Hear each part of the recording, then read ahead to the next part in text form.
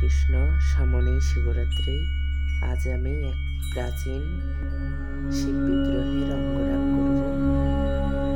এই বিগ্রহটি মাটির নিচ থেকে পাওয়া গিয়েছিল গত বছর শিবরাত্রি বা শিব চতুর্দশীর দিনে। এই বিগ্রহটি পেয়েছেন আমাদের পাড়ার এক মাতাজি। গত বছর তার বাড়িতে বাড়ি তৈরির কাজ চলছিল, নতুন বাড়ি তৈরির কাজ। সেই জন্য মিস্ত্রিরা মাটি খুঁড়ছিল বা বিল্ডিং তৈরির জন্য গর্ত খুঁড়ছিল। সেই গর্ত থেকে পাওয়া গিয়েছিল এই অতি পুরানো একটি মহাদেব বিগ্রহ। এই শিব বিগ্রহটি গত বছর শিবরাত্রির দিনে পাওয়া গিয়েছিল। সেই মাতাজি আমাকে এনার অঙ্গরাগ করতে দিয়েছে। প্রথমেই দেখালাম শিব বিগ্রহটি যেই অবস্থায় পাওয়া গেছিল বা পাওয়া যাওয়ার সময় যেই রকম আর কি ছিল, আর এখন আমি সেই বিগ্রহের অঙ্গরাগ করছি। বিগ্রহটির অঙ্গরাগ করতে পেরে আমি সত্যিই খুব আনন্দিত।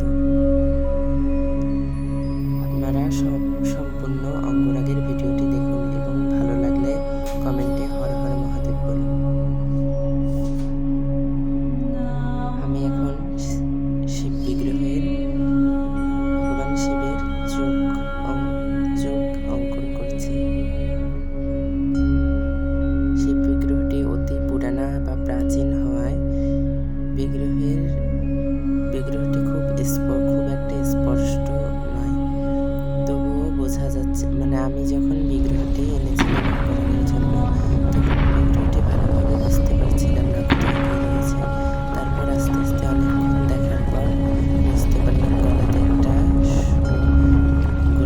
গলাতে একটা বাসগোলাপ রয়েছে এবং দুই কানের উপরে ধুতুরা ফুল রয়েছে এবং ডান পাশের জটায় অর্ধচন্দ্র রয়েছে। বাঘের ছাল বা রুদ্রাক্ষের মালা কোনো কিছুই ছিল না। এগুলো আমি আর্ট করে দিয়েছি।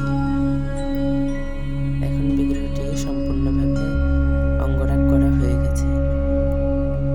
মাতাজি এইরকম অঙ্গরাগ করতে বলেছিলেন, তাই এক রঙের উপর অঙ্গরাগটি করা হলো।